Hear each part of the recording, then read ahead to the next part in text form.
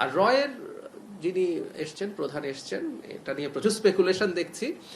তিনি চায়না থেকে ঢাকায় এসছেন, সো এটা তার এক ধরনের সফর, এবং আমাদের যে কাউন্টার পার্ট আছে তার সাথে বসবেন। এটা নিয়ে মনে হয় না সরকার যদি মনে করে সেই সফরের পর সেখানে কোনো একটা স্টেটমেন্ট সরকারের দিক থেকে হয়তো দেয়া হবে, কিন্তু এটা নিয়ে স্পেকুলেশনের কিছু নেই। মানে অনেকে এমন ভাবে করছেন যে গোপন, মানে সবাই সব জানেন, পত্রিকায় সব চলে আসলো, কিন্তু এরকম কথা লিখছেন।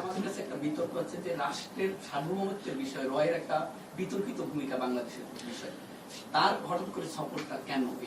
কোনো ব্যাপারই নেই। যেমন আমাদের যিনি গোয়েন্দা প্রধান আছেন তিনি তো ভারতে গিয়েছিলেন, তিনিও ভারতে গেছেন, তিনিও সফর করেছেন। একটা কথা আমি একটু ক্লিয়ার করতে চাই, জনাব ত্রিবেদী হাই কমিশনার কিন্তু তার বক্তব্যে এই কথাটা বলেছেন, যে কথাটা আমরা সব সময় বলি, যে আমাদের তো প্রতিবেশী পাল্টানো আসলে যাবে না, বন্ধু পাল্টানো যায়, এটা পররাষ্ট্রনীতিতে বলা হয়, বন্ধু পাল্টানো যায় কিন্তু প্রতিবেশী পাল্টানো যায় না। সো আমাদের তো আসলে এনগেজ করতে হবে, আমাদের নতুন করে আমাদের সম্পর্ক রিয়ালাইন, আমি বারবার রিয়ালাইনমেন্টের কথা বলছি, কারণ আগে যেভাবে ভারত বাংলাদেশের সাথে সম্পর্ক তৈরি করতে চেয়েছে, to some party or to some person, specifically একজন মানুষের প্রতিদিনই সম্পর্ক করতে চেয়েছেন, সেটা না হয় জনগণের সাথে হতে হবে। এবং ভারতের অন্তত বক্তব্যে আমরা এই আলাপটা এখন দেখছি, তারা জনগণের সাথে সম্পর্কে কথা বলছেন।